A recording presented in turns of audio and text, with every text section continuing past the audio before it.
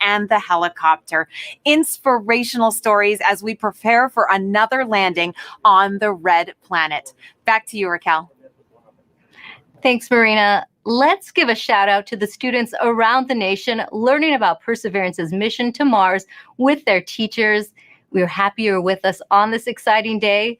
Later in the show, we will be answering some of the questions you submitted through your classrooms.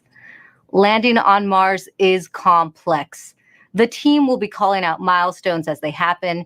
It's fast-paced, and you'll hear lots of technical terms. To help us translate and explain what is going on in mission control is Swati Mohan. She is part of Perseverance's landing team. Thanks for guiding us through landing today, Swati. Hi, Raquel. I'm happy to be here today. So, Swati, what is the status of the Perseverance rover right now? So Perseverance is still in space right now, about 9,000 miles from Mars. So far, she is healthy and on course. And it takes time to send signals between Earth and Mars. Can you let us know how that affects the information you are seeing? So Mars is about 127 million miles from Earth right now. That means it takes about 11 minutes from light to travel from Mars to Earth. So all the information that we receive from Perseverance actually happened 11 minutes ago. So the round trip is 22 minutes for us to send a command to Perseverance and hear back on the ground that she's received that command. This is what we call two-way light time. That's good to know. And can you tell us who else is in the room with you right now? The operations team is split into two different areas. Here in the cruise mission support area, we have primarily the team that has been flying Perseverance from Earth to Mars. You'll see the placards with the roles of each of the people by their stations. Some of the people you may hear talking today are the flight director, who is the conductor of our operations orchestra here, the entry, descent, and landing activity lead, who is a member of the landing team tasked with understanding the execution of entry, descent, and landing.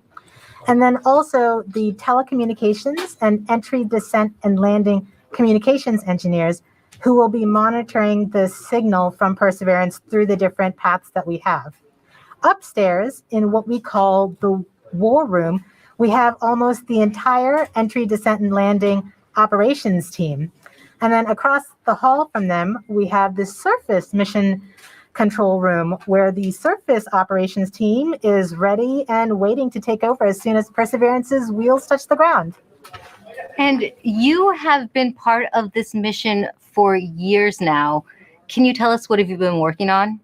I've been working on Perseverance for almost 8 years now as a guidance, navigation, and control engineer, working primarily on entry, descent, and landing. One of my big tasks was to help with terrain relative navigation. Perseverance will be the first mission to fly terrain relative navigation. So while she's descending on the parachute, she'll actually be looking at the ground with a camera, seeing where she is with respect to the Martian surface and choosing a safe spot to land that she can get to. After so many years of working on the mission, it's an honor to be here today as the mission commentator. We're happy to have you here. Thanks, Swati. We'll be checking back in with you in just a few minutes as Perseverance approaches its next milestone. But for now, let's learn more about the rover's mission once it lands on Mars.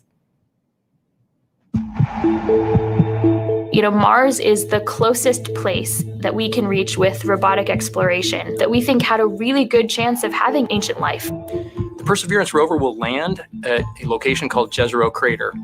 Jezero Crater is a very interesting place. It's a crater that once held a lake. There are a lot of craters on the surface of Mars that could have once hosted ancient lakes, but not every crater that we think had a lake actually preserves evidence that that lake was there. It had an inflow channel and it had an outflow channel. That means it was filled. The crater was filled with water. In Jezero, we have probably one of the most beautifully preserved delta deposits on Mars in that crater. This is a wonderful place to live for microorganisms, and it is also a wonderful place for those microorganisms to be preserved so that we can find them now so many billions of years later. There is no other place on Mars that has the unique combination of a lake setting, a beautifully preserved delta, and the diverse mineralogy that we have in Jezero Crater. So it's truly a special landing site. The major goal of the Perseverance mission is to investigate astrobiology on Mars, and in particular, to address the question of whether life ever existed on Mars. The Perseverance rover starts with a design that's very similar to Curiosity. We've added to it a whole new set of science instruments, and these science instruments were purposefully selected to help us in the search for biosignatures. We're going to be taking microphones with us. For the first time, we're going to have that human sense on another planet. Perseverance carries with her a grand experiment in spacefaring technology, a helicopter, the name of which is now Ingenuity. One of the major upgrades that Perseverance has from Curiosity is that it's able to self-drive for a distance of up to 200 meters per day. As the rover is driving, it's literally building the map of the road it's driving on Mars. Scientists for years have told us that to really unlock the secrets of Mars, we have to bring samples from Mars back to Earth. So what Mars 2020 is going to do is to drill samples, put them in small tubes. We're going to seal it in its own individual tube. We set them on the surface to provide a target for the second two missions, which hopefully will get in development in the next several years and could potentially get the samples back to Earth by 2031. Perseverance is a very, very profound first step in both our understanding of our place in the universe and a stepping stone towards human exploration on Mars.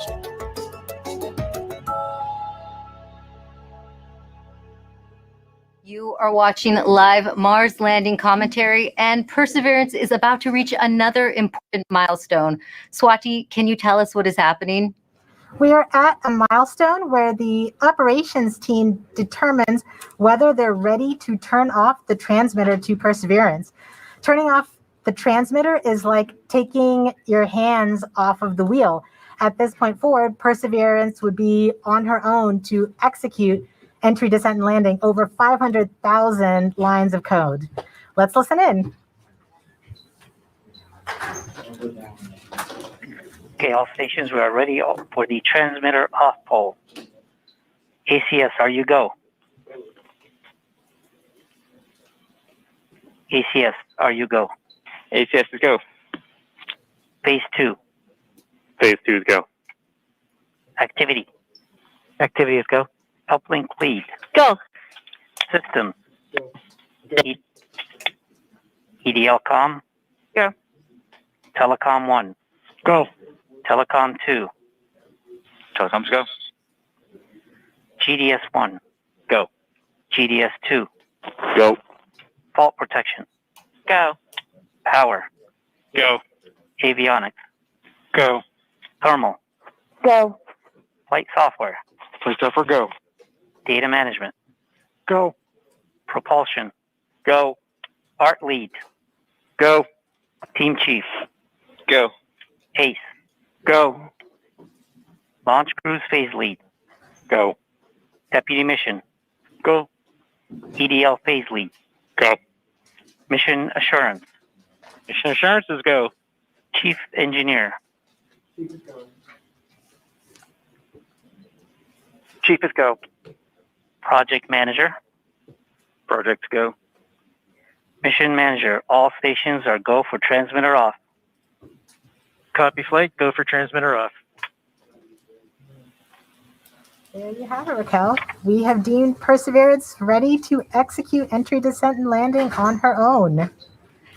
Thank you, Swati. As we just heard, Perseverance is now operating on its own as it cruises closer to Mars.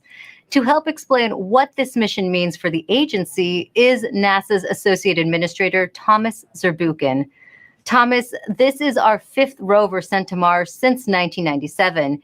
Can you tell us how Perseverance is going to kickstart a new era? Wow, this is such an important day today, and it really is the beginning of a new era in a sense that we're going from exploration, kind of with experiments on rovers, looking around, doing analysis, to the sample return phase, in which we're not only looking around, looking at the geology, but really turning our rover into a robotic geologist and astrobiologist, collecting samples that we will bring back to Earth. And for us, of course, those are where the best laboratories are of all of humanity. Some of them still remain to be explored by some that are not yet in the science community yet. And that's what we're looking forward to. It's that new phase. The other element that I want to talk about is the amazing technologies that are there. And of course, one of my favorites is the Ingenuity helicopter, this in search of this extraterrestrial Wright brothers moment, controlled flight for the first time elsewhere, Raquel. Great. And we have a student question on video for you from Macy. Hi, my name is Macy Ragsdale. My question is anything alive on Mars? Thank you. Well, Macy, I'm so glad for your question. That's a question I ask myself. Is anything alive there? And frankly, at the surface where we're going right now with Perseverance, we do not believe there's anything alive right there because of the radiation that's there. It's chilling, cold, and there's really no water there. But guess what? We think that 3 billion years ago, this looked like a stream that you may see on Earth. And frankly, a lot more similar than Earth, with water with a magnetic field, just like the Earth with an atmosphere. And the question is, at that time, 3 billion years ago, were there single-cell organisms, just of the type that developed on Earth? So is there life on Mars overall? We don't know. But where we're going right now, we're really looking for ancient life. And that's what we're so excited about. Thank you for your time today, Thomas. And thanks to everyone who has been using the hashtag Countdown to Mars. Here are some of the photos that you've sent in so far. Let's take a look. Now, please keep sharing with us how you are watching this moment today. For now, let's go back to Swati for an important update to what's going on in mission control as we get closer to another milestone. Hi, Raquel. This next milestone is a communications poll. So during landing, not only will Perseverance talk directly to Earth, but we'll also be talking to 2 spacecraft that are currently orbiting Mars, the Mars Reconnaissance Orbiter and the MAVEN spacecraft. This poll is to confirm with the Mars Reconnaissance Orbiter spacecraft and the MAVEN spacecraft teams that they are ready and on track to support the relay from Perseverance. Let's listen in.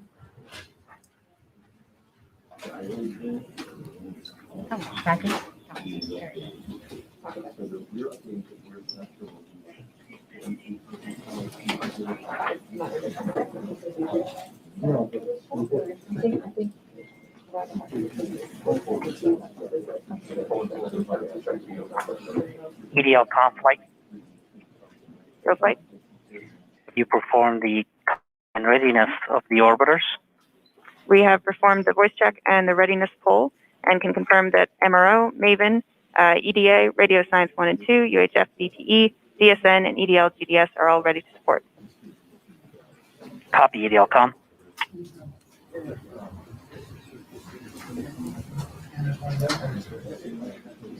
So we've just heard that we have confirmation from each of the different orbiters and all of their support equipment on the ground that they are ready and are on track to support the relay from Perseverance.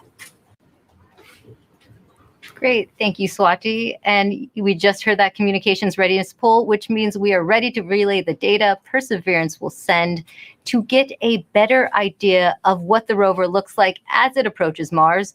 We have a NASA program called EYES. The visualization lets anyone watching track Perseverance. Here's how the program works. Follow Perseverance on its journey to the surface of the red planet with eyes on the solar system. From your desktop or mobile device, go to eyes.nasa.gov. Click on the banner, and now you're with Perseverance in real time through every step of EDL, entry, descent, and landing. This interactive experience lets you ride along from whatever perspective you choose. Click and drag, scroll in, scroll out, check out the descriptions and explanations, to increase your EDL expertise. Experience every entry, descent, and landing event precisely designed and executed to land Perseverance safely on Mars.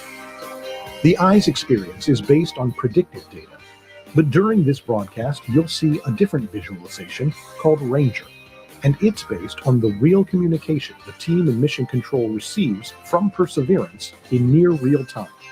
This is the visualization the team will follow as data fills their screens while monitoring the health of Perseverance on its nerve-wracking course to another successful Mars landing. Enjoy the ride.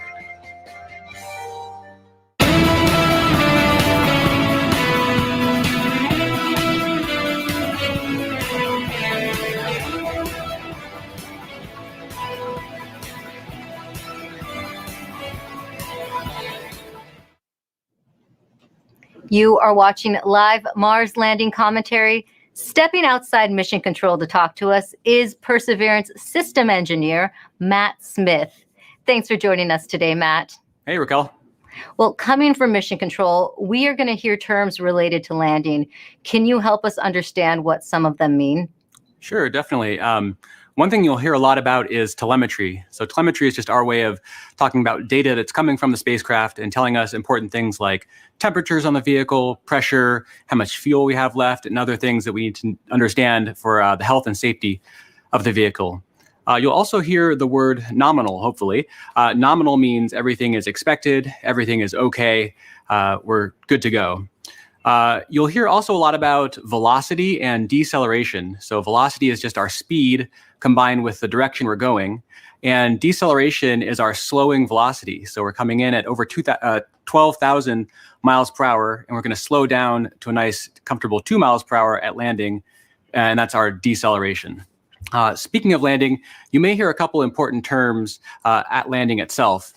One is RIMU stable. So the RIMU is a device on the rover that measures the rover's orientation and whether it's moving.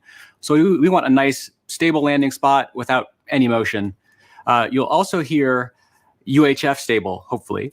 UHF stable refers to good telecommunications link with the rover and indicates that we've had a good separation between the descent stage and the rover after the sky crane maneuver. Finally, you may also hear Tango Delta nominal or touchdown nominal. That means we've touched down on the surface of Mars within the expected range of safe landing speeds. Thanks for that breakdown. Now, this is your first Mars mission. What have you learned from this experience? Yeah, one of my takeaways is that you can almost never be too careful when it comes to Mars. You definitely can't take Mars for granted. You know, we've checked and double checked and triple checked everything on our way to Mars. And, even though we've done this once before using the sky crane technique on the Curiosity rover, I think everyone's going to have everyone's going to hold their breath until we're on the surface of Mars this time around. And we have a social media question coming in. Nor the Door on Instagram asks, how complicated is the automated landing sequence and who wrote the code?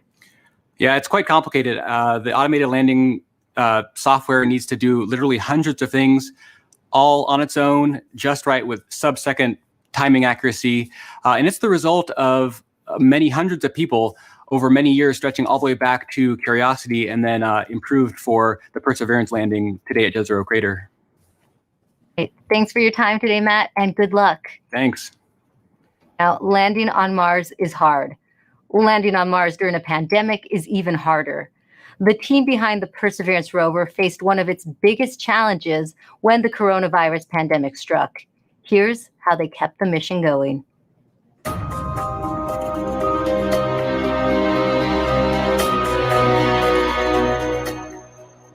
When the pandemic struck, the future was certainly unknown. It was like walking into a blind, dark alley. You didn't know what was there, what was in front of you, what you were going to have to deal with. It's something that nobody expected. It's something nobody could plan for. So we all were asked to start working from home. Rather than your first priority being mission success and getting to the launch pad, your first priority immediately gets displaced, and it's now the safety of the people. And it took a lot of work to put stuff together in order to keep momentum going, to keep people working safely, keep them healthy, and to keep the project on schedule. We called the effort Mars 2020 Safe at Work, and the objective was to keep the team as safe or safer than they would be if they were not working. You know, putting a spacecraft together that's going to Mars and not making a mistake, it's hard no matter what. Trying to do it during the middle of the pandemic, it's a lot harder. And liftoff. As the countdown to Mars continues, the perseverance of humanity launching the next generation of robotic explorers to the red planet. Certainly never done something like this before. Try to lead a team that's flying a spacecraft on the way to Mars while getting ready for landing, while doing it all from home.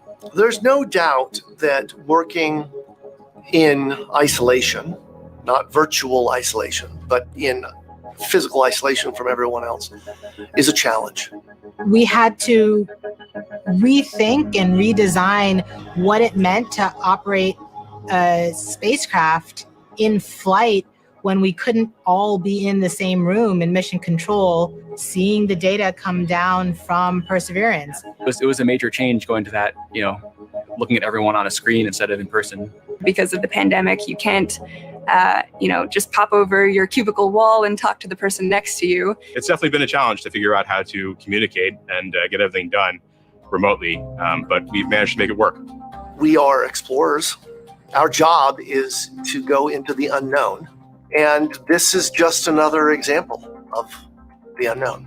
We're really doing something that's transformative and trying to understand whether or not life evolved on another planet. That's the fundamental objective of this mission. We're all still connected by this incredible mission and this wonderful team that we have the opportunity to be a part of. So that keeps at least me going.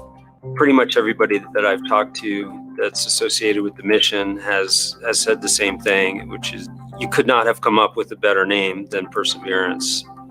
It's an amazing serendipity. We get to persevere through working on Perseverance.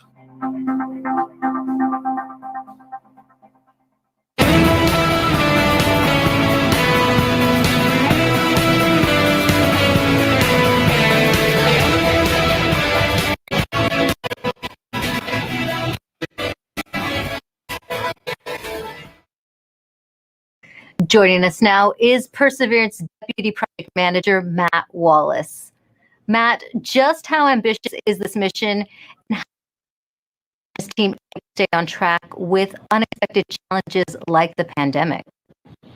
Well, it's a very ambitious mission. We're carrying not only a host of new, extremely capable science instruments to do that science mission that we've talked about, but also a number of technology experiments to provide feed-forward information into the next set of robotic explorers or even human exploration of Mars.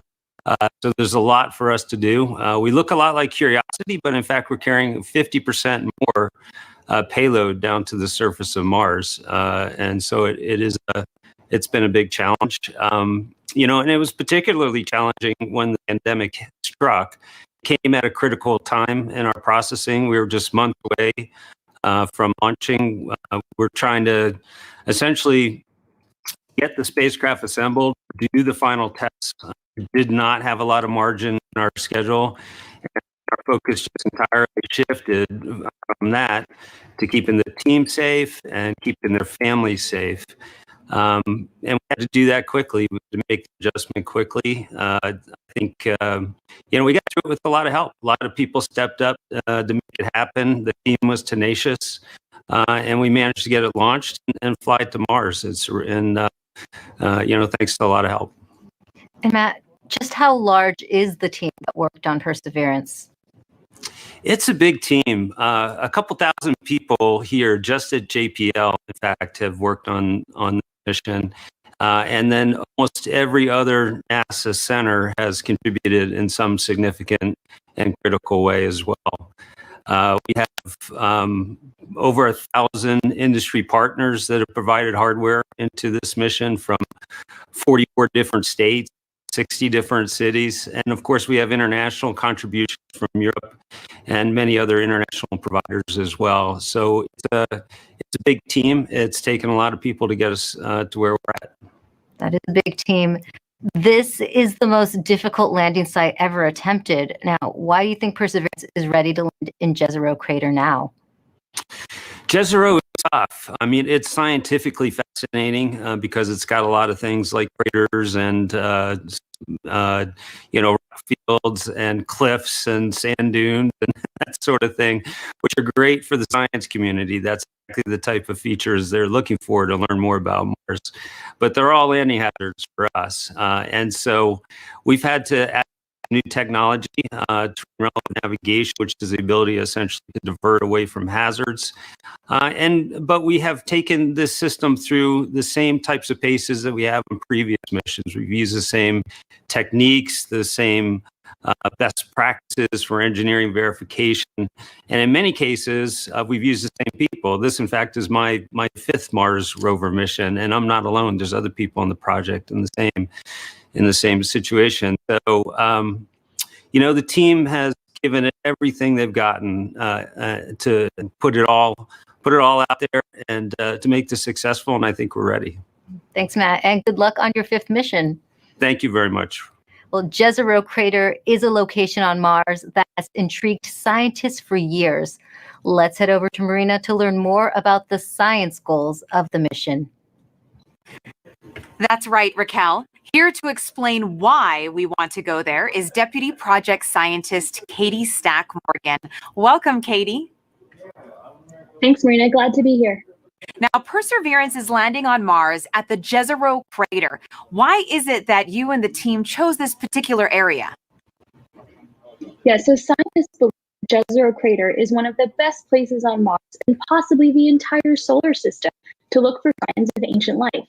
Jezero contained an ancient lake and has within it one of the best preserved ancient delta deposits on the surface of Mars. And deltas form when a river enters a relatively open body of water, like an impact crater, and deposits the sediment that it's carrying into the lake. And we know based on studies of deltas and lakes here on Earth that they're great places to concentrate and preserve organics and support microbial life. We're also excited because Jezero exposes rocks that are between 3.5 to more than 4 billion years old and represent a variety of different geological processes. Now, this might be a tough choice, but what do you think would be the most rewarding scientific discovery that we expect to get from this mission?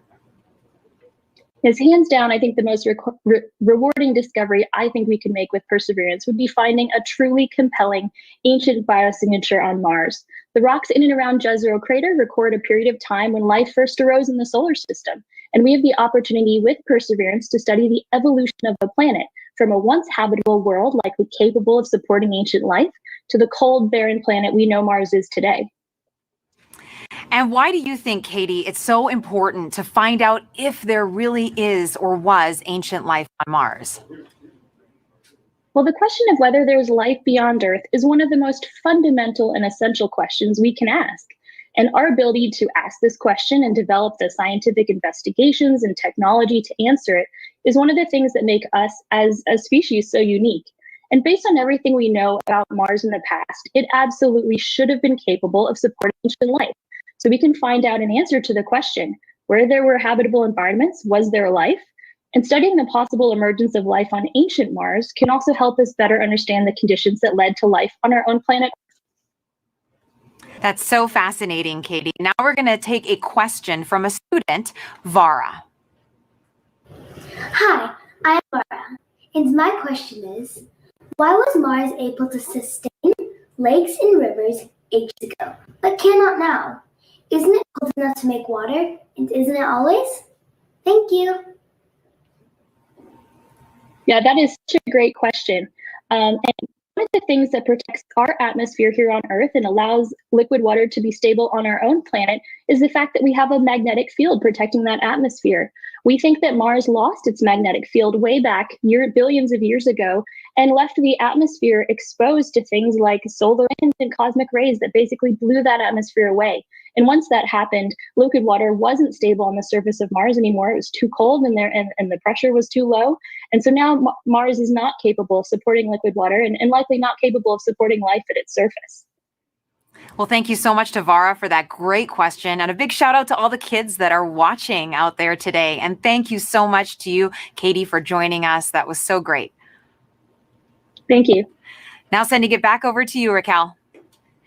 Thanks, Marina. Earlier, we were able to catch up with the communication systems engineer, Chloe Sakier. She helps us break down the system used to track Perseverance during landing. The communications infrastructure supporting Perseverance's landing is quite complex. We've rallied a truly global network of relay and communications assets to help us capture and record those precious minutes of entry, descent, and landing, or EDL. We receive a stream of engineering telemetry via these communication assets that helps us see and understand exactly what's happening. Perseverance sends direct-to-Earth X-band tones, each of which provides us with indications of critical entry, descent, and landing events. During entry, descent, and landing, we have 2 Mars orbiters listening for the ultra-high frequency, or UHF, signals from Perseverance. These orbiters relay these signals to deep space network stations on Earth, Madrid in Spain, and Goldstone in California. The Mars Reconnaissance Orbiter, or MRO, has reconfigured its software to perform a type of relay called bent pipe. This will provide us with near real-time telemetry during entry, descent, and landing. We have coverage from the Mars Reconnaissance Orbiter from just before entry to a few minutes after landing. The telemetry we receive will be delayed by the time it takes light to travel from Mars to us back on Earth. Additionally, the Mars Atmosphere and Volatile Evolution spacecraft, or MAVEN, is recording these UHF signals and will be relaying that recording hours after landing. MAVEN will be covering us from around the time of cruise stage separation until a few minutes after landing. We also receive what we call heartbeat tones, which are indications that the spacecraft is alive and progressing throughout entry, descent, and landing. It's important to note that while unexpected, we could lose our communication links and still land safely. Because Perseverance is doing entry, descent, and landing completely autonomously, she doesn't need our help to joystick the landing. The communication links give us added visibility. And you can see Chloe hard at work inside Mission Control right now. Perseverance's landing might look like the system the Curiosity rover used back in 2012, but landing on Mars is difficult. There's always a risk involved.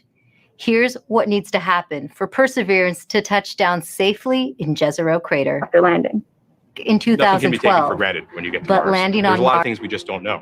Space always has a way of throwing us curveballs and surprising us.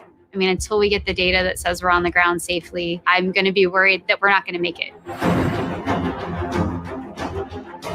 Entry, descent, and landing is often referred to as the 7 minutes of terror because it takes about 7 minutes to get from the top of the atmosphere of Mars to the ground safely.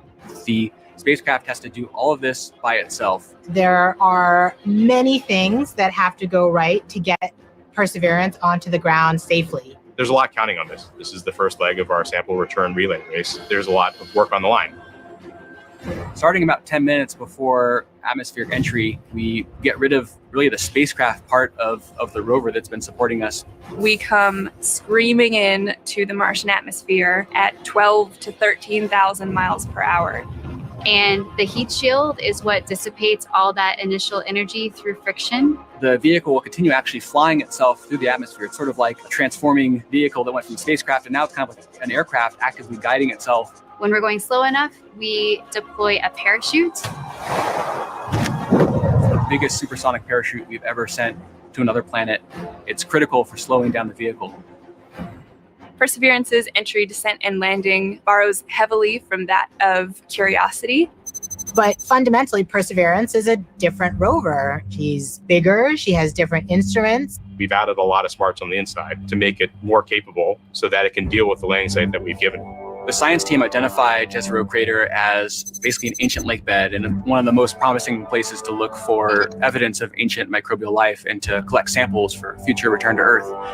The problem is it's a much more hazardous place to land. When you look at Jezero, all you see is danger. How do we go to a site that we never thought was safe enough to go to before? So the heat shield, which has protected us all the way through entry, is no longer necessary. We need to get that off so that we can actually see the ground. And we can see the ground in a couple different ways. Perseverance will be the first mission to use terrain relative navigation. So while it's descending on the parachute, it will actually be taking images of the surface of Mars and determining where to go based on what it sees. This is finally like landing with your eyes open. Having this new technology really allows Perseverance to land in much more challenging terrain than Curiosity or any previous Mars mission could. Amongst the rocks and the craters and the cliffs, these things are hazardous to the rover, but these are the things that are interesting to the scientists. Once Perseverance has figured out where she is, we jettison the back shell and parachute and light up our rockets. Those rockets help us steer to a safe landing spot that's nearby. That descent stage takes us all the way down to about 20 meters off the ground. That's when we start the sky maneuver. Once the rover has hit the ground, the descent stage will cut loose from the rover and fly away to a safe distance. Surviving that 7 minutes is really just the beginning for Perseverance. Its job, right, being the first leg of sample return, to go look for those signs of past life on Mars. All that can't start until we get Perseverance safely to the ground. And then that's when the real mission begins.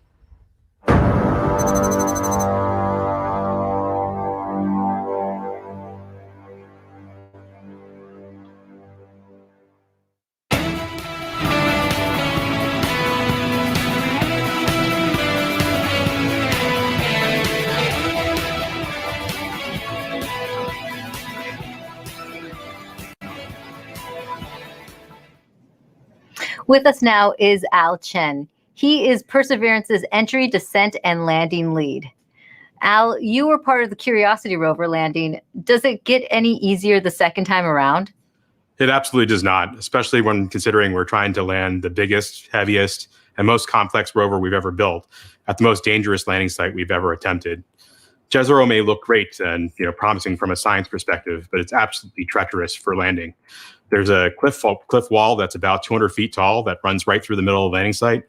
There are craters full of sand that even if we landed them, we would not be able to drive out of. And there are rocks to the east and actually all over the place, rock fields. That would be a bad day for us if we were to land on them. Now, Al, what new technology makes this type of dangerous landing possible? Perseverance is carrying two new technologies that are really kind of under the hood smarts that are allowing us to land at this treacherous landing site. The first is range trigger. That's the ability, we've given Perseverance the ability to decide for herself, based on where she is, when to deploy the parachute. Previously, we used to deploy parachutes, that supersonic parachute, based just on navigated velocity. But now Perseverance has the smarts to figure out where she is and deploy that parachute at just the right place to make sure that we shrink where we could come down. That actually reduces the area, that error ellipse, where we can come down on the ground, from something that was on the order of 15 miles long by 12 miles wide for Curiosity to about 5 miles long by 4 miles wide for Perseverance. So that's quite a bit of reduction. Second, the next piece of technology that's helping us land there is terrain relative navigation. In the past, after we've popped off the heat shield, we've taken pictures of the ground as it's been coming up, but we haven't really done anything with them. This time, Perseverance is carrying a camera to take pictures, but also a kind of second brain to help it figure out what those pictures are telling it and match it up with an onboard map from a satellite. That allows it to figure out exactly where she is. Suddenly, then, she can then fly to safe spots that are nearby once she really knows where she is. It allows the site to not have to be as flat and boring as a pancake as some of our past sites have been, the entire area we could come down. Now we just need little pieces of that site to be small enough and safe enough for us to land in safely and fly there after we've gotten rid of the parachute. And we also have a social media question coming in. Sansakari14 on Instagram is asking, how does the sky crane decide where to move itself after the payload lands? After the payload lands, after the rover touches down, the sky crane, the descent stage, which is that rocket-powered jetpack above it, the first job, of course, is to make sure you don't hurt the rover. So it'll turn forward or backward so that the engine plumes don't pass over the rover. So it'll come up and start to turn. And it'll go in whichever direction is closest to north. So it can either go forward, if that's the way north is, or go toward the rear of the rover, if that's where north is. And it'll fly about 1/3 of a mile or so away. Thanks for talking to us today, Al. Thank you very much. Now, let's head back to Mission Control for an update from Swati. Hi, Raquel. So remember that command that we sent at around 11:35 to turn the transmitter off? We are just about to get confirmation that Perseverance has received the command.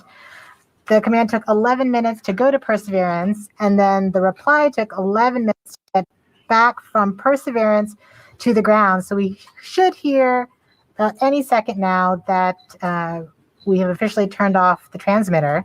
And after that, we will be about 4 minutes from the start of entry, descent, and landing mode. At this point, we will transition from the cruise approach mode to entry, descent, and landing. And that means our travel from Earth to Mars is done, and now we just need to get to the surface. So far, things are looking good. Great. So this is CAD 3, ready to show estimated mist distance for OD 152. Copy EDL phase, we'll come back. Go ahead.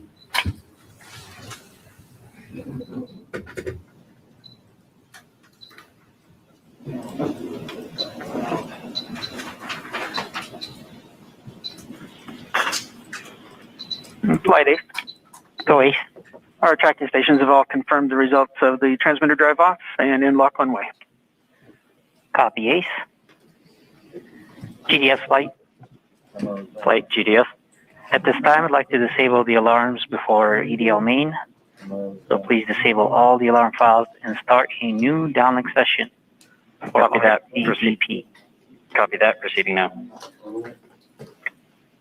Confirmation that we are now officially one way and the transmitter is off.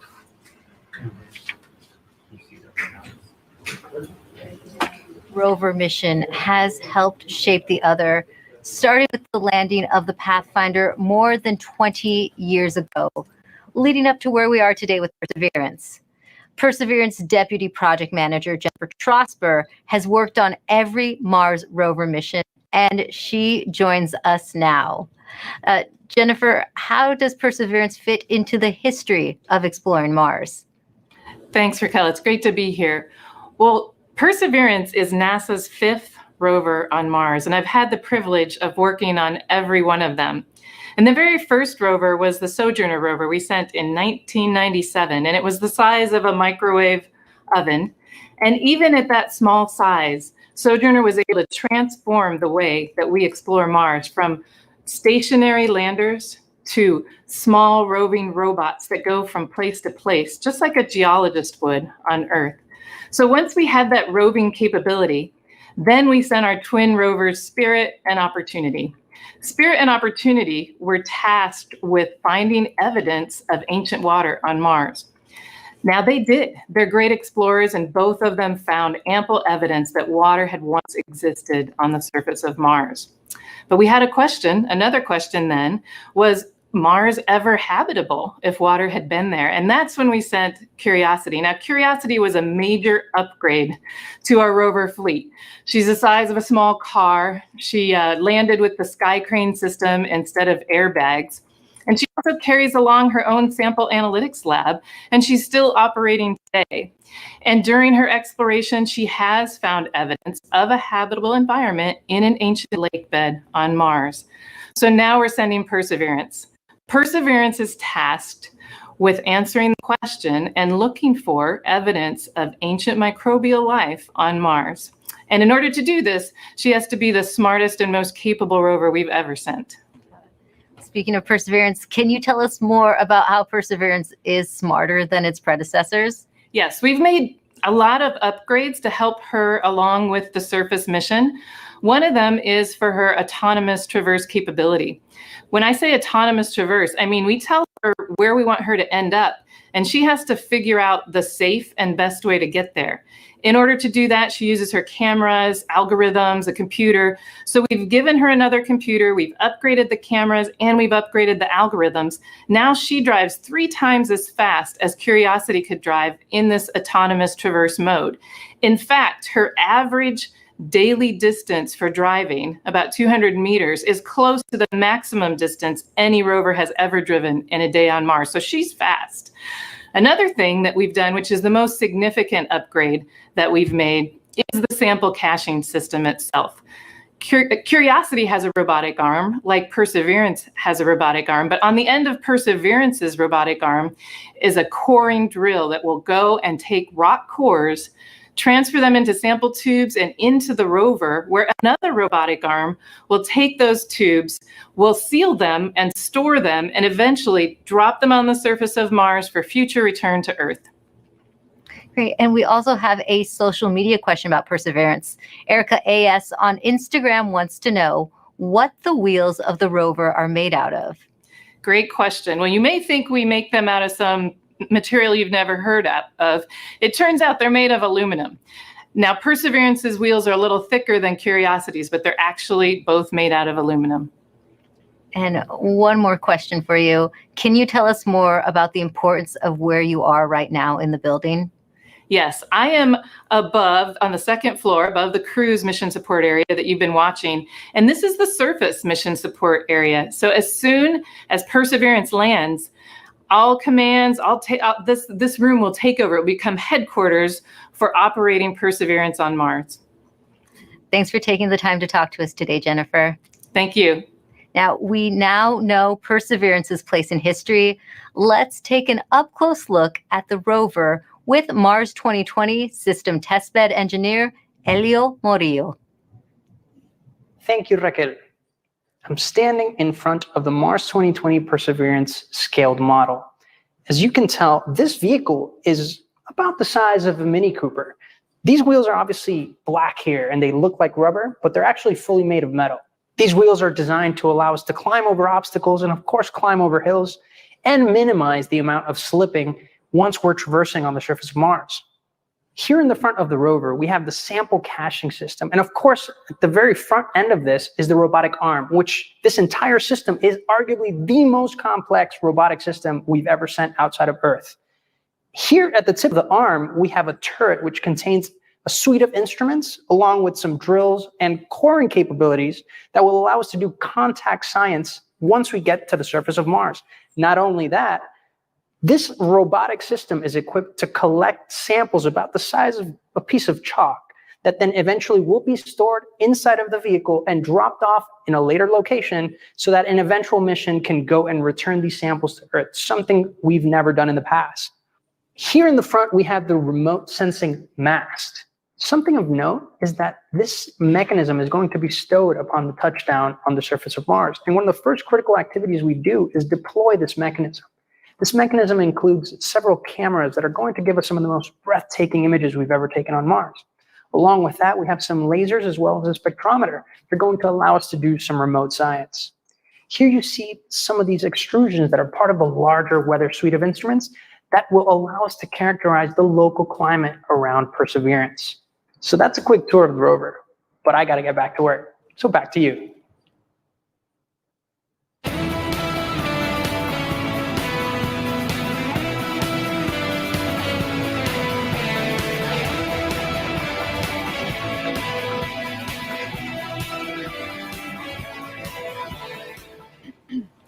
Perseverance is collecting samples of Martian rock for future return to Earth. We've heard that scientists have been wanting to bring Martian samples back for many generations. And here to talk a little bit about that is NASA's Planetary Science Division Director, Lori Glaze, who joins us now to talk about the role Perseverance will play in NASA's future goals.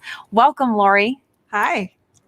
Now, as you just heard, we've heard that scientists have been wanting to bring back these Martian samples for a very long time.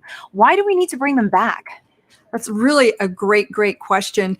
You know, we actually have examples of Mars already here on Earth that came here as meteorites, but we don't know exactly where they came from on Mars. And then they also have had to make the trip from Mars to Earth. And so they got altered during that time. And then during their entry and descent into the Earth's atmosphere, that also changes what those rocks are like. So being able to go to Mars and actually collect a sample where we know exactly where it came from, and we know we can preserve it and keep it pristine and carry it all the way back here.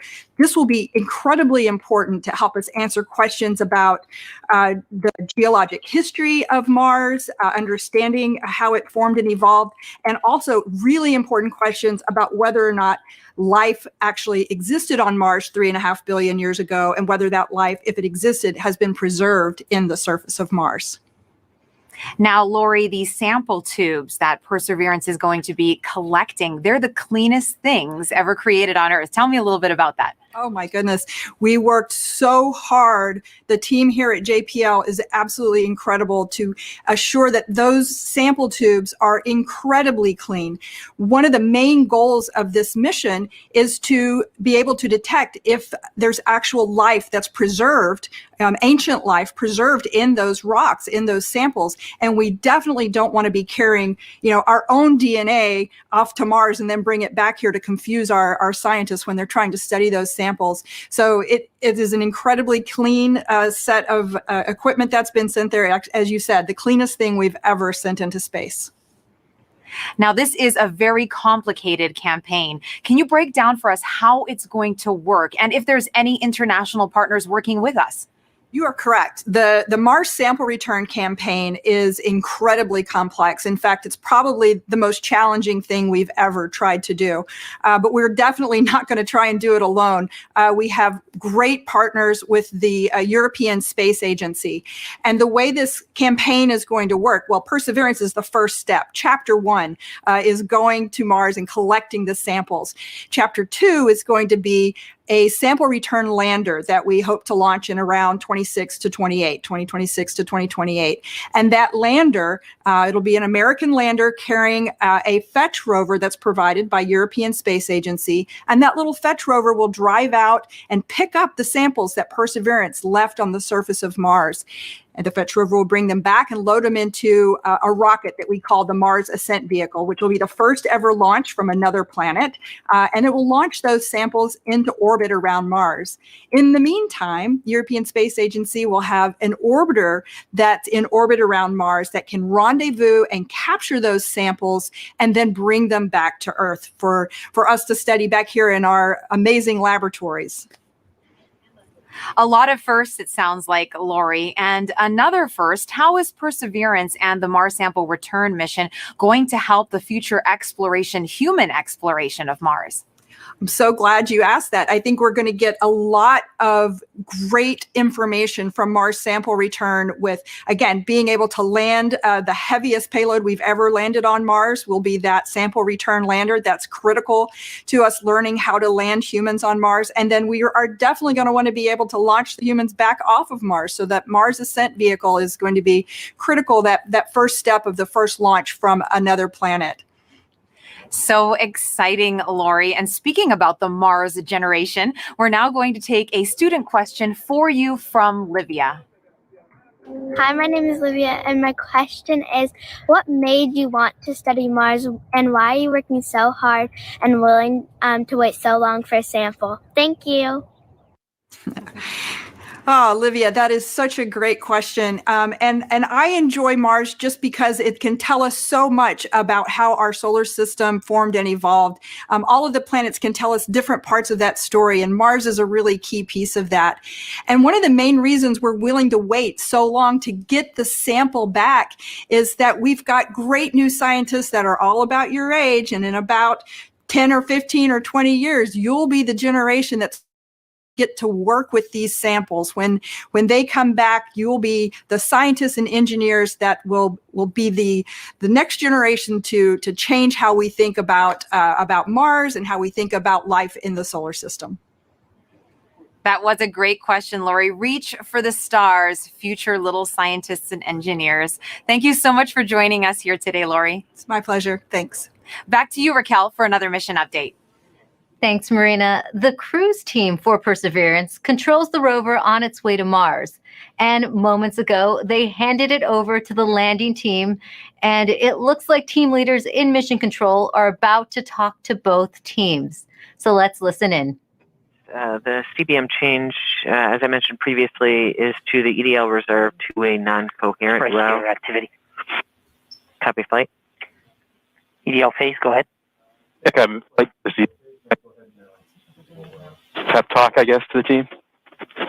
All right. I'm terrible at pep talks. I think my reputation precedes me there. And look, I know this hasn't been easy, right? I'm not even sure we've even been all in the same room at the same time. I mean, I'm staring at folks across the internet as well. Even now, right? Yeah. Voice check. Okay. I do want to just extend my heartfelt appreciation from the EDL team to the launch cruise team.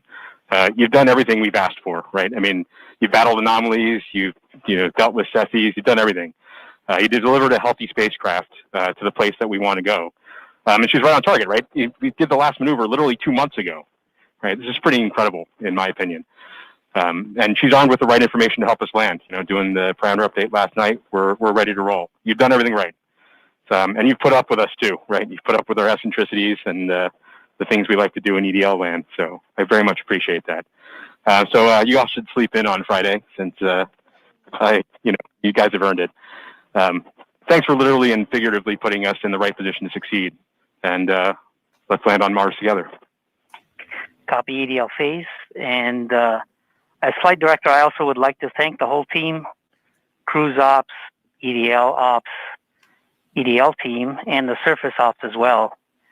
It's been an amazing journey. I think we all know that. And it's been my honor and pleasure to work with you all side by side.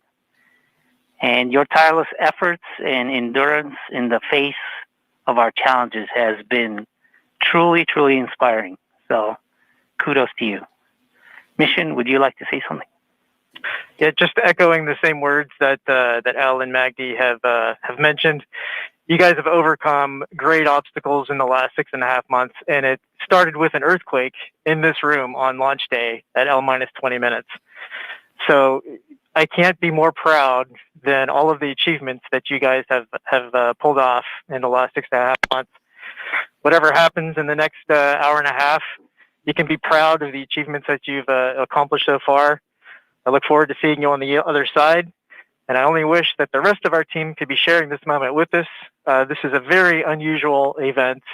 This room is only half as full as it would be if we weren't in this pandemic. So missing everybody on the team who's not with us here today. And go EDL. Welcome to the EDL family.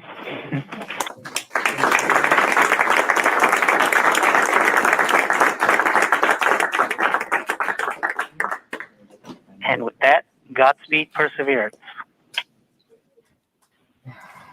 All right, activity. Go ahead and continue the report. Sure thing, Flight. We've since completed the EDL start anchor. As I was mentioning, we changed our CBM row to EDL reserve two-way non-coherent. That row reinforces our CBM windows disabled, keeps our packetization on, it turns off our ranging and switches to the auxiliary oscillator. We have also started our real-time data products and reinforced Medley on. At this time, we just heard Perseverance team leaders thank the cruise team for their work in guiding the rover to Mars. Now, did you know the rover name and Mars helicopter name came from students? Well, a couple weeks ago, Marina was able to catch up with them. Thanks, Raquel. Earlier this year, NASA and our partners held a nationwide essay contest to name our Mars rover. Alex Mather, a 7th grader from Springfield, Virginia, submitted the winning essay that was selected by NASA from a field of more than 28,000 entries from K through 12 students in every state in the U.S. Vanessa Rupani's essay for Ingenuity was so compelling, NASA thought it would be a perfect name for the history-making helicopter, a technology demonstration carried aboard the Perseverance rover. Alex and Vanessa join us now. Welcome, you guys. Hello, space nerds. Hi. Now, you got to go to Florida and watch the launch live back in July. Alex, what were you feeling as you saw that rocket launch into the sky?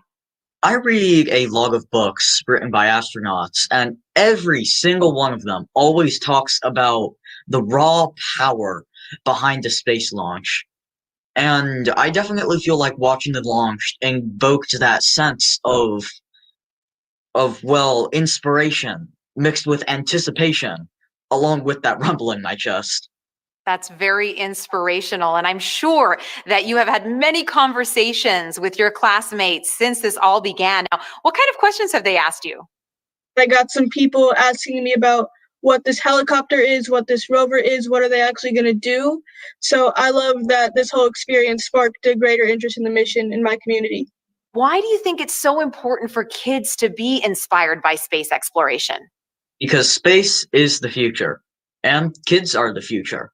Learning about space and watching the story of humanity spread to the stars happen is watching the future happen and seeing history unfold. The best way to keep our home safe and protect our planet is to learn from the worlds around it. So I think it's really important for the next generation of scientists to be engaged in that type of exploration to make our home the best place it can be.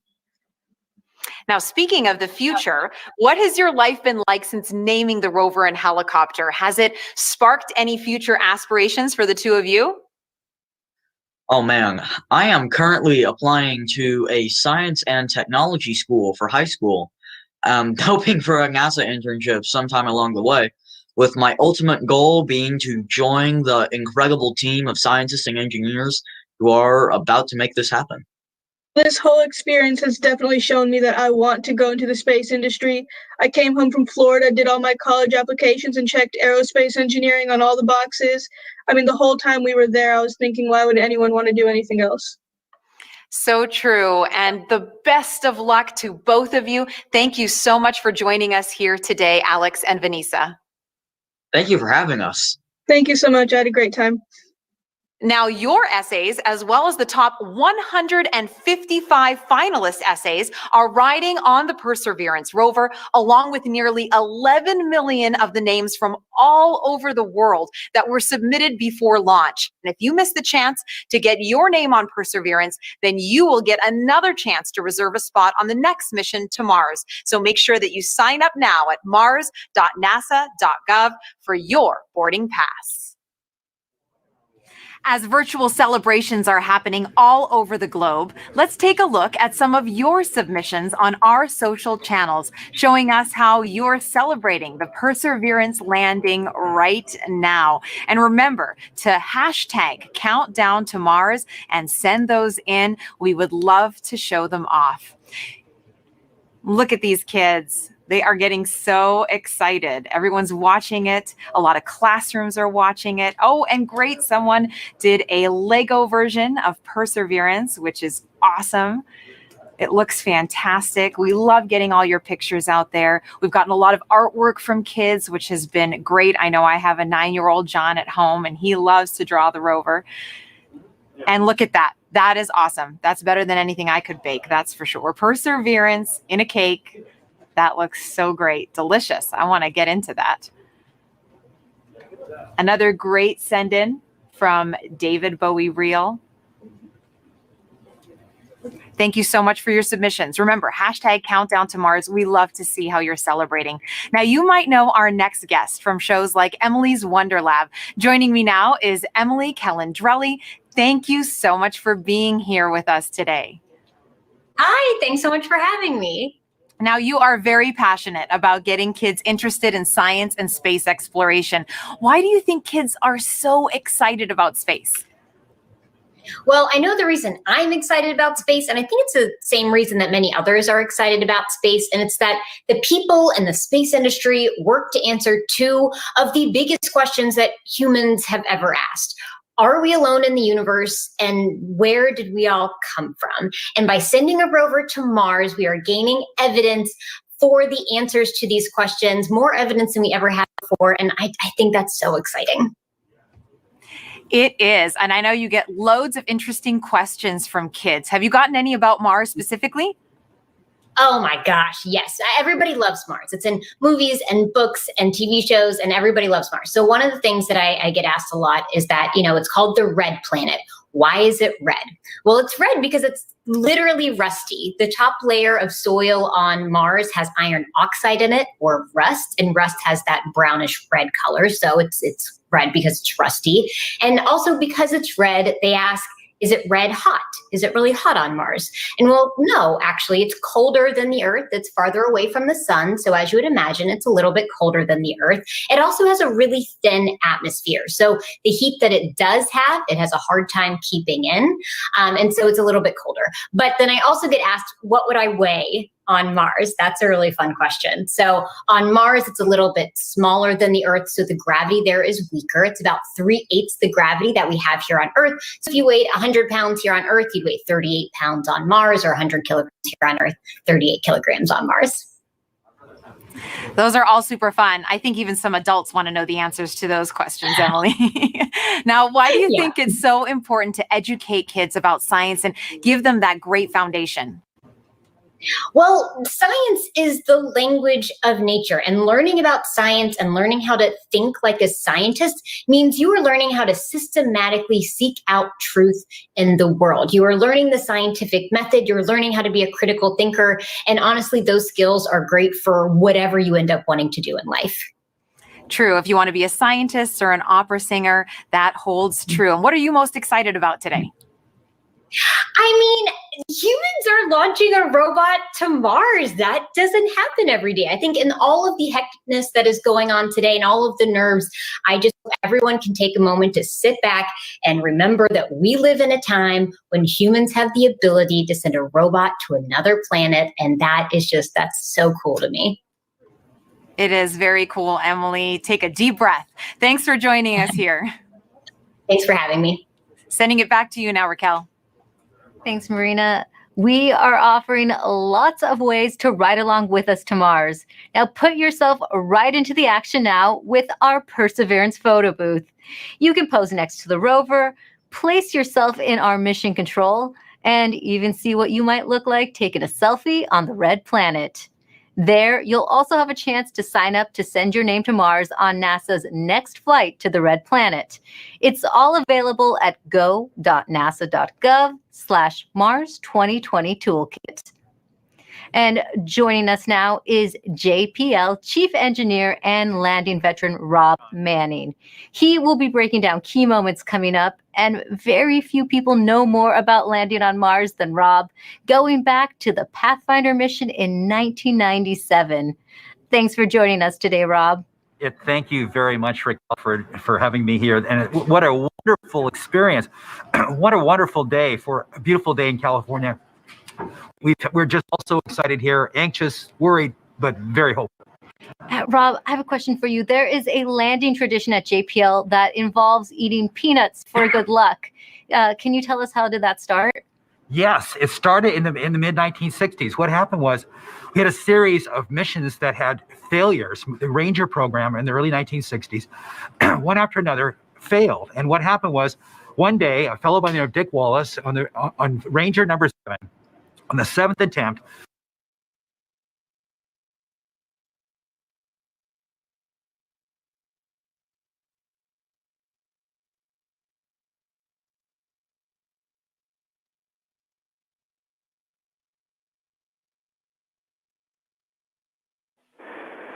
I can give a high-level overview of some of the events that are going to transpire throughout EDL. Of course, commentary will be detailing this as we go through, and you'll hear a lot of members of the EDL team calling out specific events as they occur and indicators as we see them. But to give everyone an idea of what we're going to see, we will first start shortly here. We'll get news that the vehicle has separated the cruise stage since we no longer need that. We need to prepare for entry into the atmosphere. After that, we will indeed start the entry process. At this point, we're depending on the heat shield to both protect the spacecraft and help slow us down. We'll be gathering data from our Medley sensors, and we'll be decelerating rapidly at that point. As we make our way through the atmosphere, we'll be firing our DRCS thrusters that are in poke out the back of the back shell. And this will allow us to steer our trajectory as we make our way through the atmosphere. This is one of the things that allowed MSL, the Curiosity rover, to land where it did. And we're depending on the same type of entry guidance this time around to help get us very close to our target. As we make our way through entry, finish our guided entry profile, we'll do a maneuver called heading alignment, where we point toward the target and get ready to deploy the parachute. But before we deploy the parachute, we need to get rid of a set of balance masses that have been giving us a center of gravity, or CG offset, throughout the guided entry phase. So these are called the entry balance masses. We also call this maneuver SUFR, S-U-F-R, or straighten up and fly right.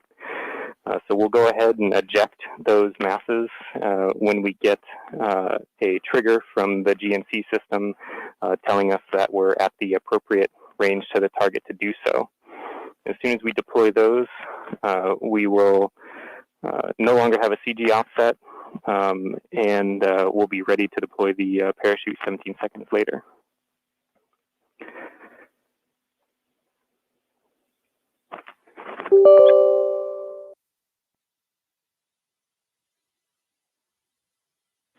I'm going to hold here for EDL prep as we're about to start that anchor.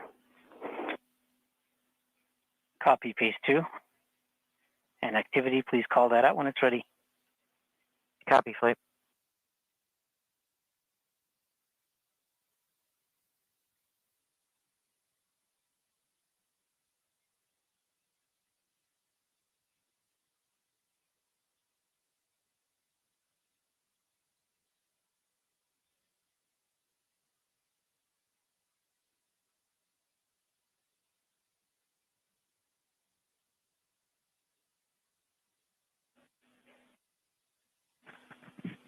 All stations at this point, let's limit our traffic on the net to critical issues only.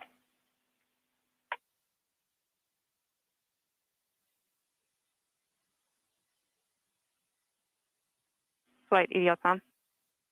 Go EDLCOM. As per step 205 in the OCP, we can confirm that MRO has started their first slew. Copy EDLCOM.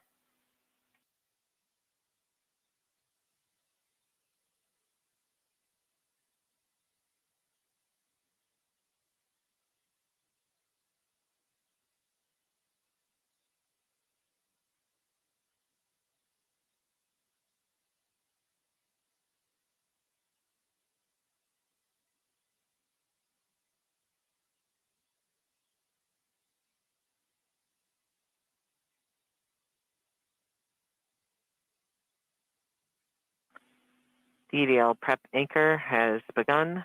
We have stopped our AMAN, started the raw DP for EDL, idled the nav filter and IVP, and we are now propagating via the DIMU.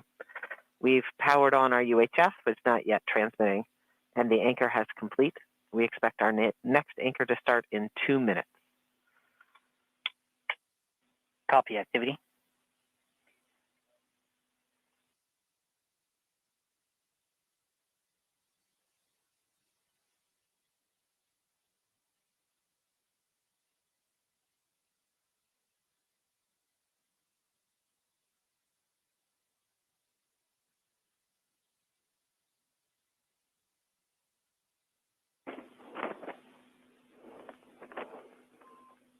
Phase 2 taking a battery change.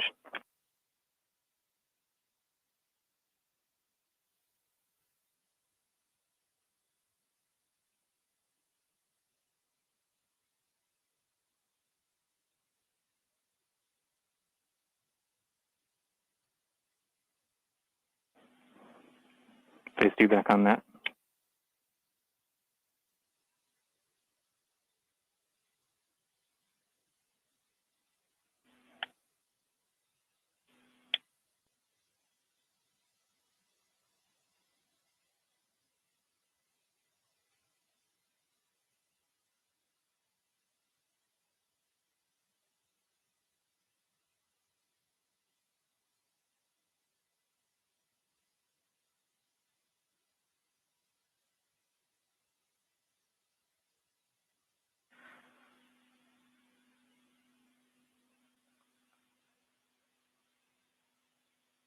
The HRS vent anchor has begun. Here we are reinforcing the BCB discharge and charge states.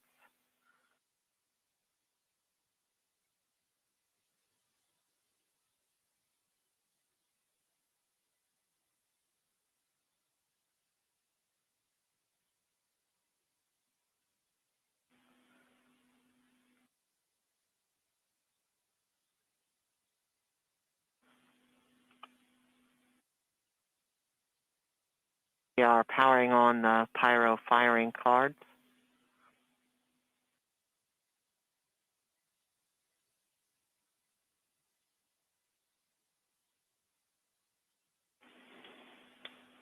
Flight, we're about 14 minutes from entry interface. The vehicle is currently preparing the heat rejection system that has kept the thermal system cool inside the air shell for about the last 6 months. This will allow the spacecraft to more easily cut the line in upcoming cruise stage separation, which is under 4 minutes now.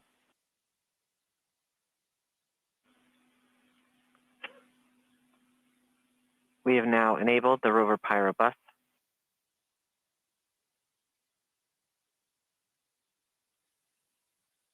We are powering off the cruise stage devices.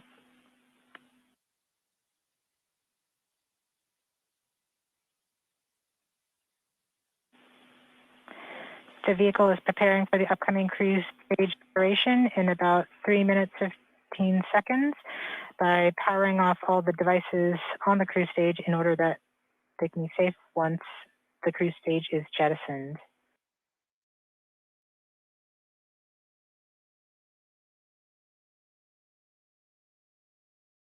We are firing our first pyros to vent the HRS liquid and gas.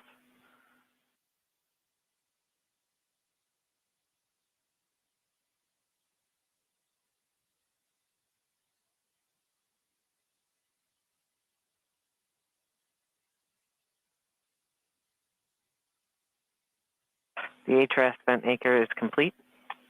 We will see the next anchor in approximately 3 minutes. We are currently 12.5 minutes from entry interface. We are coming upon cruise stage separation in 2 minutes and 20 seconds.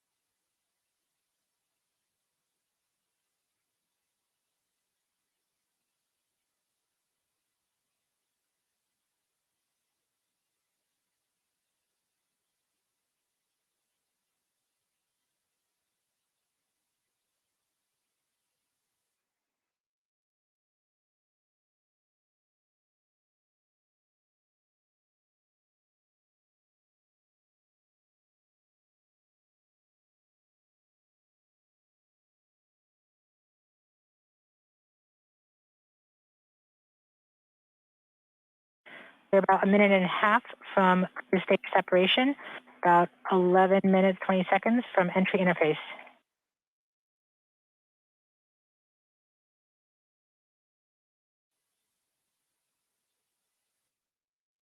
We are switching to the MFSK tones. Telemetry will have stopped. Qualcomm is confirming that the spacecraft has switched to broadcasting tones. These tones are received directly from Perseverance, but have very limited information content. We won't receive real-time information until about 9-10 minutes from now, once the Mars Reconnaissance Orbiter starts relaying information from Perseverance. We are under 1 minute from cruise stage separation, about 10.5 minutes from entry interface.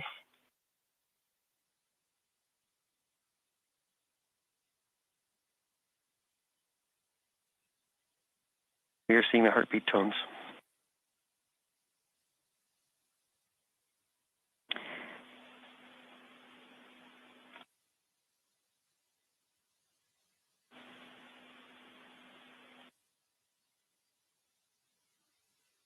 We are continuing to receive tones from Perseverance, standing by for cruise stage separation.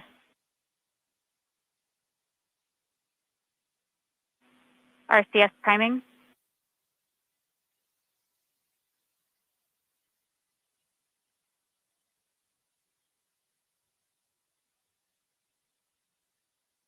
Cruise stage up. We have indication that cruise stage separation has been confirmed by the spacecraft.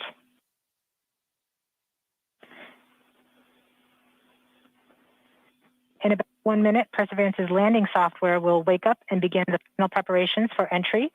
The first action it will do is to fire warm-up pulses with its entry thrusters.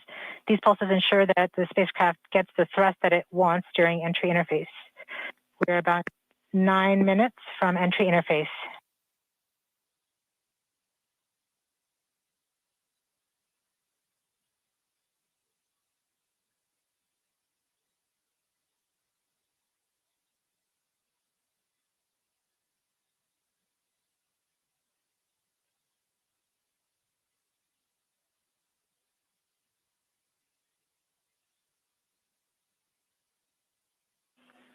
I have confirmation that we got shadowed by the cruise stage as it passed through our beam to the Earth. Telecom indicated actually that we could see a signal that the cruise stage went between the Perseverance entry capsule and Earth. So we saw a little blip, the data stream indicating cruise stage separation. We have confirmation that the vehicle has started warming up those entry thrusters. Warm-up pulses have begun. Spin down.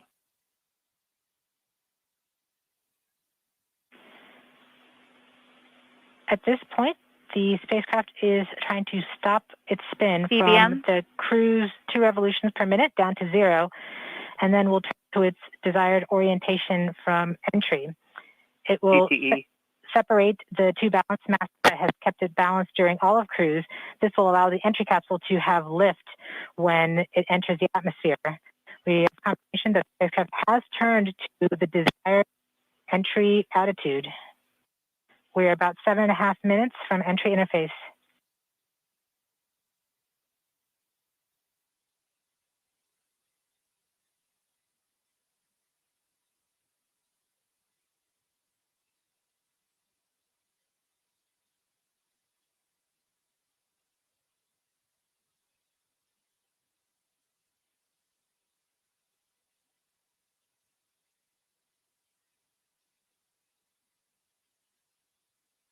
MRO reports carrier lock. MRO. The DTE from Radio Science from Green Bank reports carrier lock. Do you see the carrier on the downlink?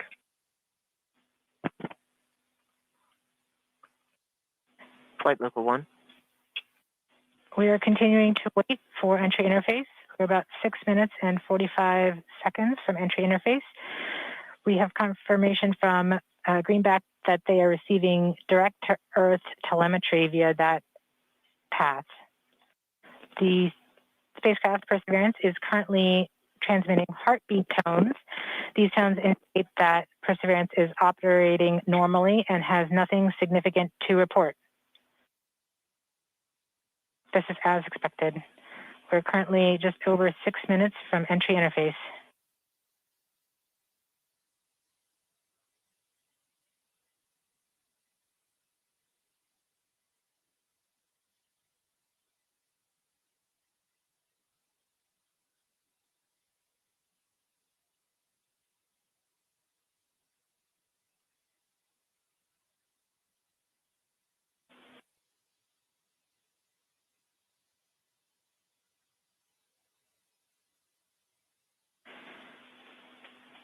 We're just under, we're about 5.5 minutes from entry interface. We're still receiving heartbeat tones. We expect to continue receiving heartbeat tones until about 5 minutes after entry. At that time, Perseverance will be no longer in view of our antennas here on Earth. About 90 seconds prior to entry, the Mars Reconnaissance Orbiter should begin receiving telemetry from Perseverance and streaming it to Earth in near real time. There are a few expected short outages, such as when we have a plasma blackout or when we enter the peak heating phase. Aside from these outages caused by the plasma blackout, antenna switching, or high dynamic events, spacecraft events, we should have telemetry until about 90 seconds after landing. A plasma blackout is when the signal from Perseverance isn't strong enough to make it through the superheated, super fast air flowing around the spacecraft all the way down to Earth. Once the temperature drops below that peak heating, we do reacquire the signal from Perseverance. We are currently about 4.5 minutes from entry interface. Perseverance continues to report heartbeat tones, indicating everything is nominal.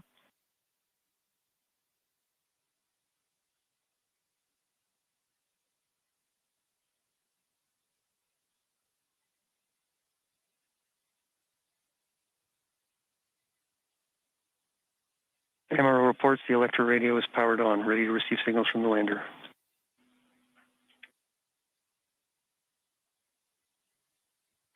Mars Reconnaissance Orbiter has reported that it's ready to receive the signals from Perseverance. It should be in a few minutes here. We're just Flight over 4 level minutes 1. from entry interface.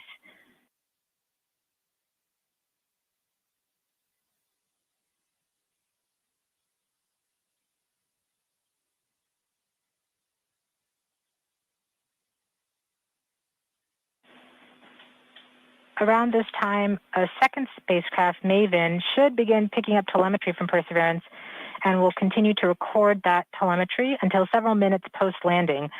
We won't get that data for several hours after landing as it's being recorded and then will be forwarded to Earth later. We are continuing to receive heartbeat tones, indicating that everything is nominal. We're currently at about 3 minutes until entry interface.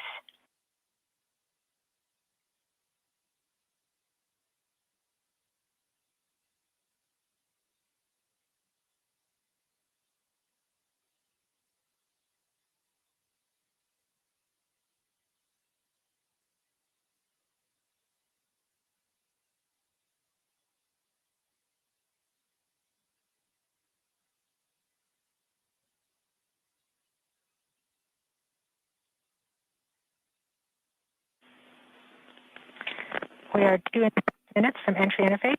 Perseverance is to transmit heartbeat tones, indicating everything is nominal.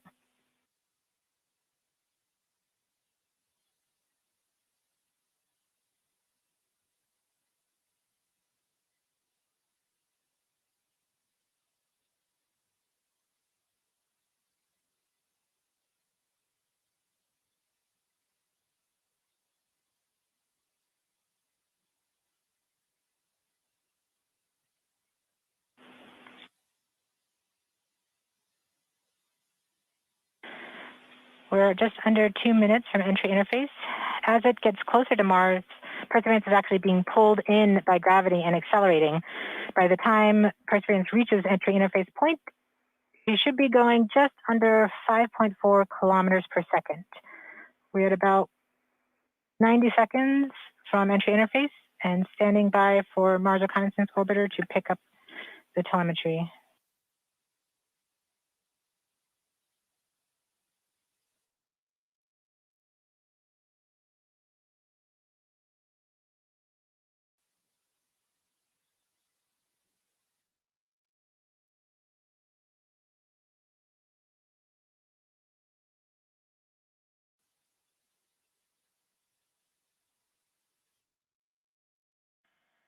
We are 1 minute from entry interface.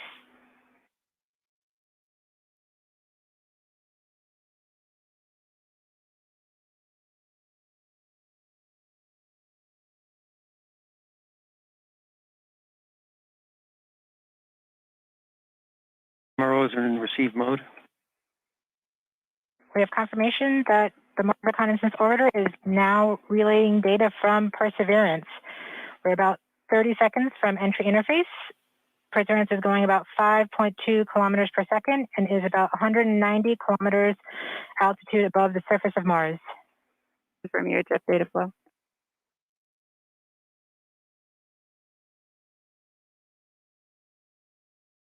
About seconds from MTLW entry interface. on. 5.3 kilometers per second at an altitude of about 150 kilometers from the surface of Mars.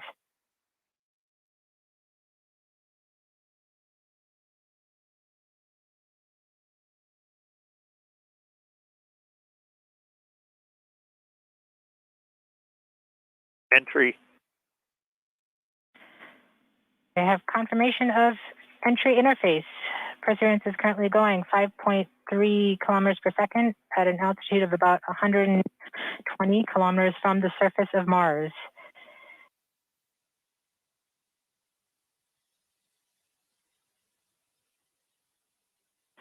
The spacecraft is now waiting until it begins feeling the atmosphere of Mars slow it down. Once there is enough atmosphere, it will start controlling its path to the landing target. Doppler indicates entry into the atmosphere. Navigation is also confirming that we can see a little bit of that slowdown of the atmosphere on the Perseverance entry capsule. Our current velocity is about 5.36 kilometers per second and an altitude of about 67 kilometers from the surface. We are probably seeing MRO plasma blackout at this point. Bank 1 completed.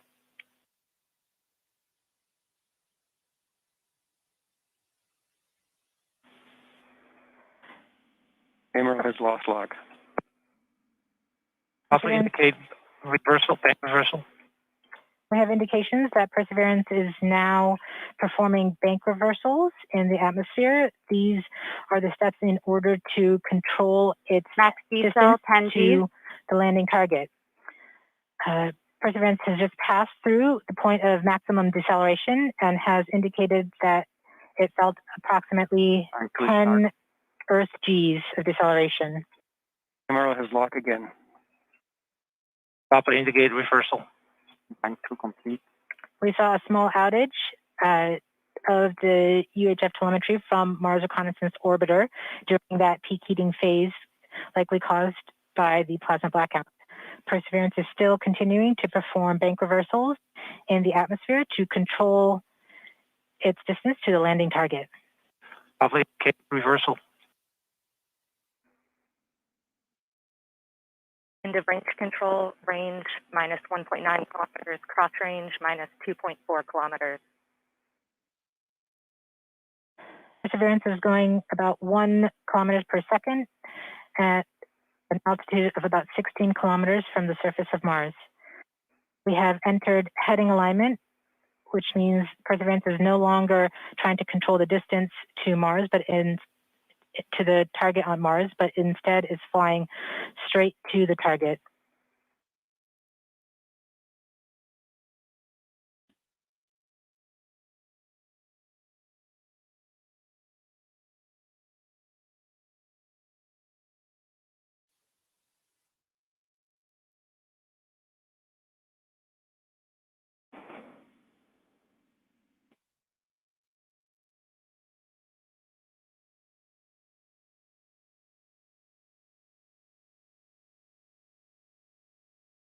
Our current velocity is about 550 meters per second at an altitude of about 15 kilometers from the surface.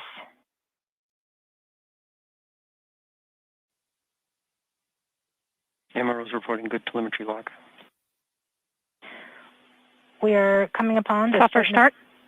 We are starting the straighten up and fly right maneuver, UBMD jettison. where the spacecraft will jettison the entry balance masses in preparation for parachute deploy and to roll over to give the radar a better look at the ground. Doppler indicate chute deploy. The navigation has confirmed that the parachute has deployed and we are seeing significant deceleration in the velocity. Our current velocity is 440 meters per second at an altitude of about 12 kilometers from the surface of Mars.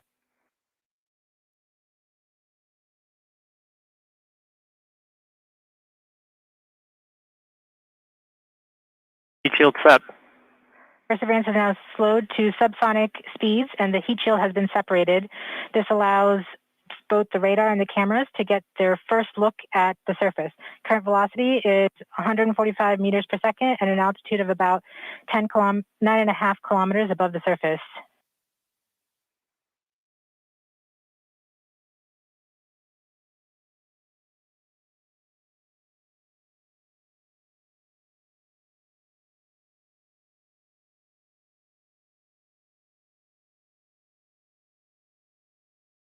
Filter converge. Velocity solution 3.3 meters per second.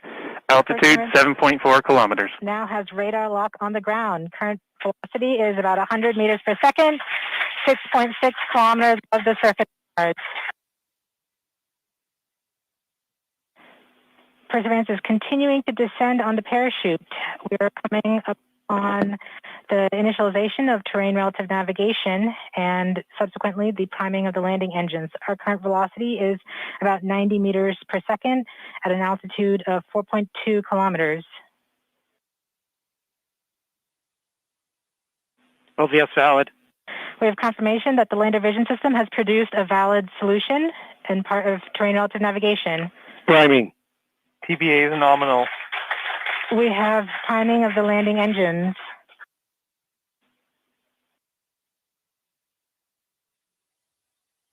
Back shell set. Is 83 meters per second at about 2.6 kilometers from the surface of Mars.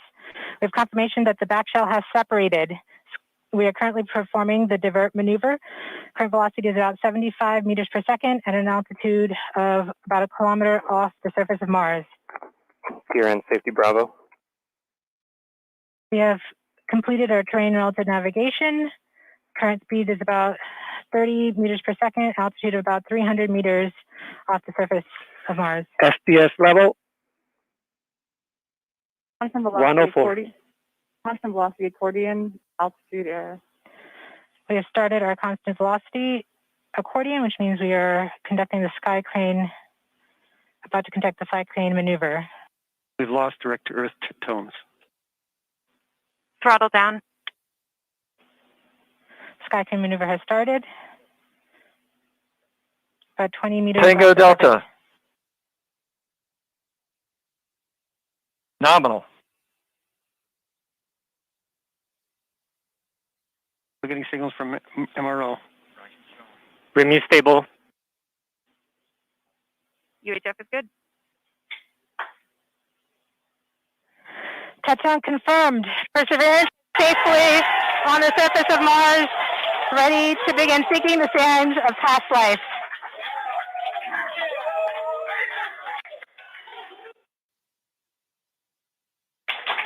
At this point, the descent stage has flown away to a safe distance.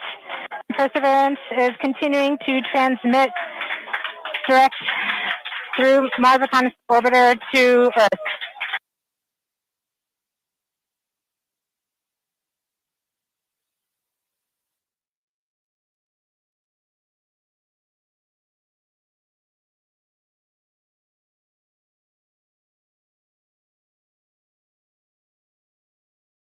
All reports they're still getting telemetry from the lander. All right, all stations. Touchdown confirmed. We're going to wait for the images.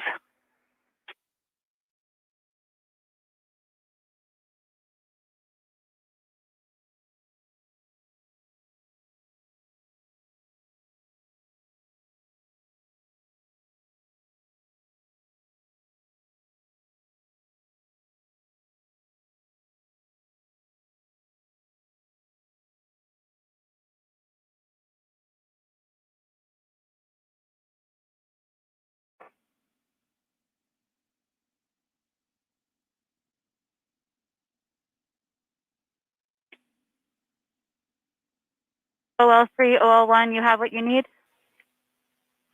OL3, I have what I need. Flight, we have seen the completion of EDL 3000.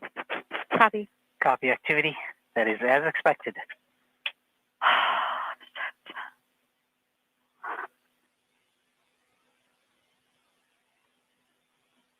MRO is still seeing a strong signal from the lander. Flight, this is OL3. I am ready to share.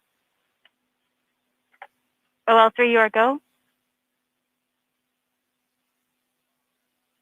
For those on M. All stations stand by for the images. Yes! Woo!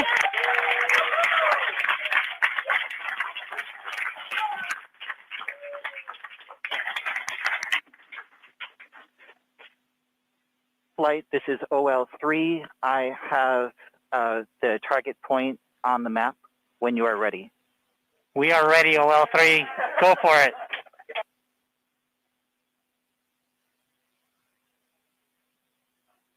Oh my goodness! Oh! Yikes!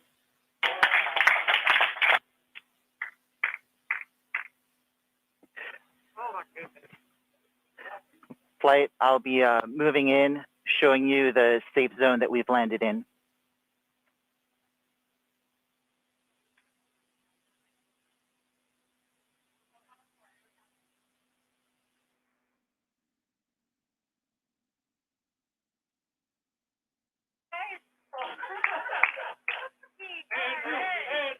OL flight.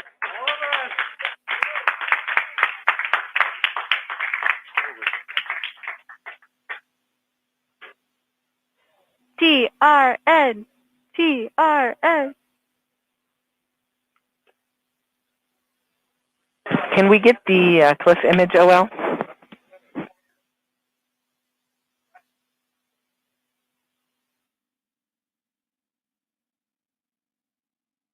Activity, this is OL. Can you repeat that request on M20 EDLF?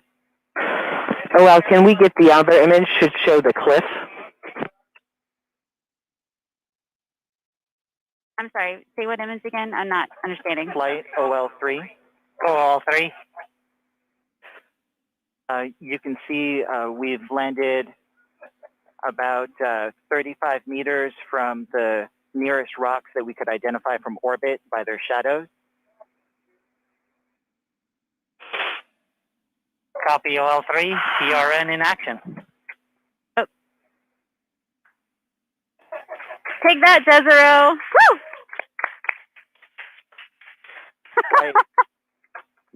I remember this spot. It looks good.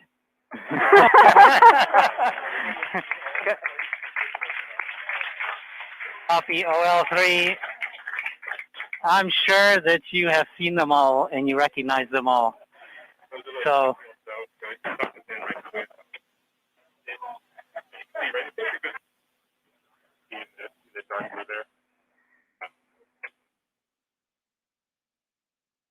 Reports Electra still in lock with the lander.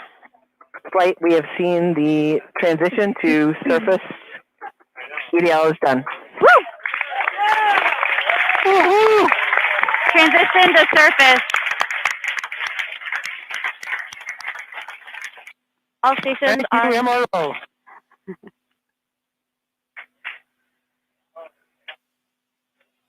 Congratulations, Perseverance team, and the whole team that's not here as well. Excellent job.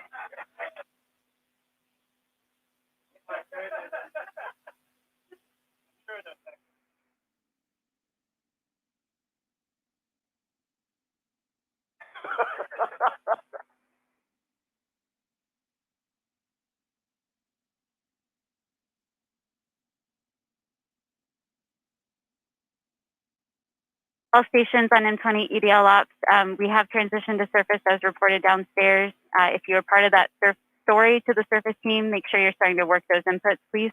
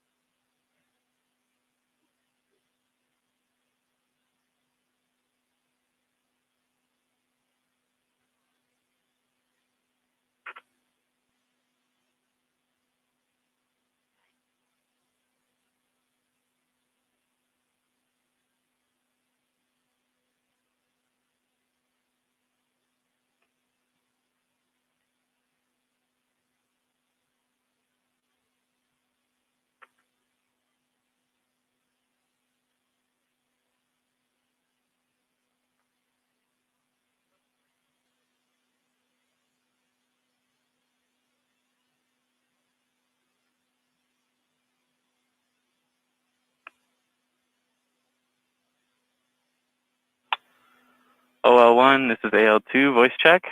I read you 5 by. I just want to announce to everybody I've taken a first pass at the surface transition report. I've got some numbers from the script, and I'm awaiting inputs from a couple people still, and confirmation from others. It's ready for review. Copy. The end of that was it's ready for review. Are you asking people to take a look at your CASHA report? That's right. It's ready for review. I'm looking for confirmation from a handful of folks on some of the values before making it final. Copy. Do you want that confirmation over this net? The process is to work it over email. I've sent out an email that they can reply to. Thank you.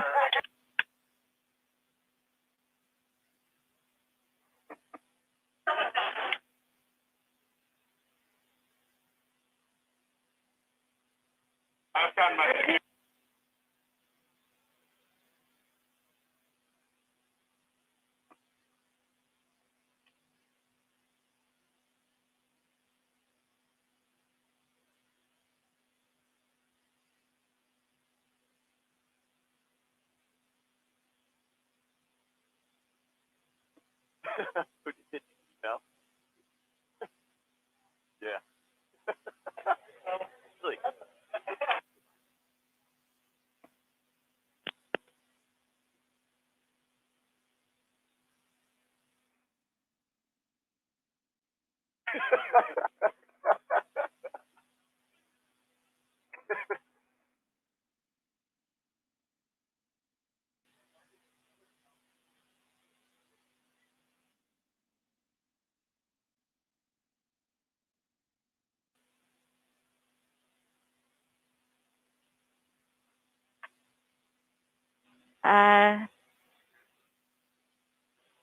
TAP and TAD1, OL1.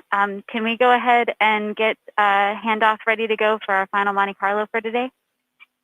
This is Ted 1. We're already working on it. Copy. Can you tell me what OD that's on? The latest one I have is 137. I'll go jump into the nav room and confirm that's the last one. Copy.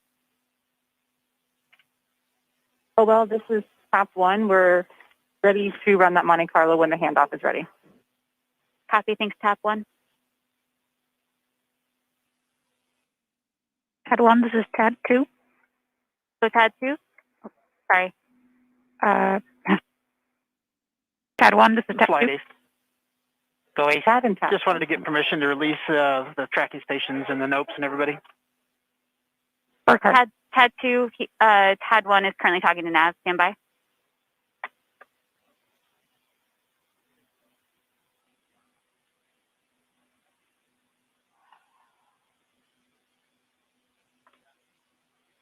Freaking medleys too. Well, 1, this is Tad 1. So TAD 1. I confirmed that OD 137 is the final DOD with all of the two-way data up until 20 on. Copy. Thank you. TAD 1, TAD 2.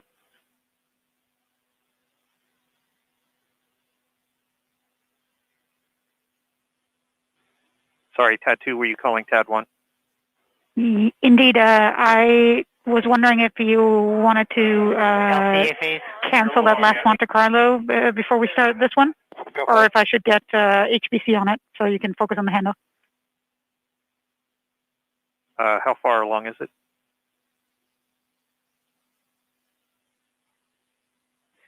$5,700 cases.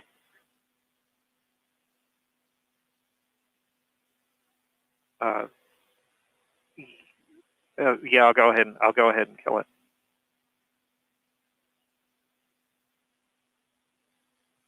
Thank you, TAD 1.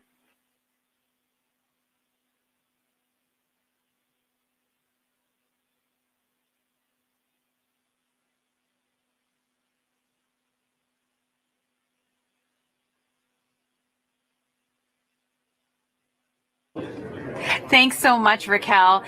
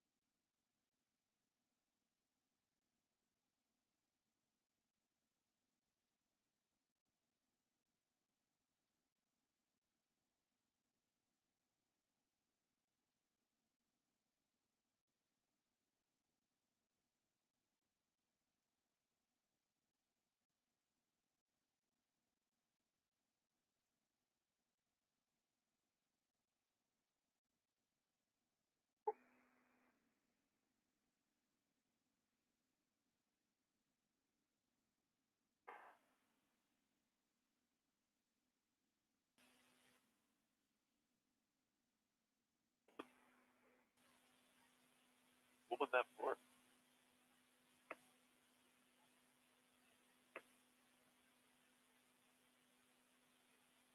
Hey, Lynn.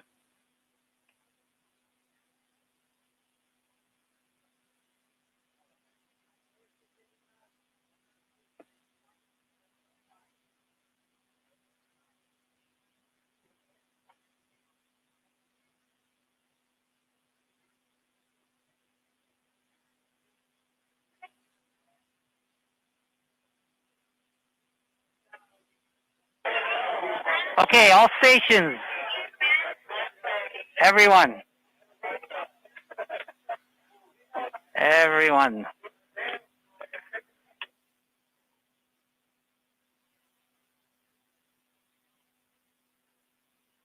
All right, all stations. Congratulations, but believe it or not, we have a job to do now.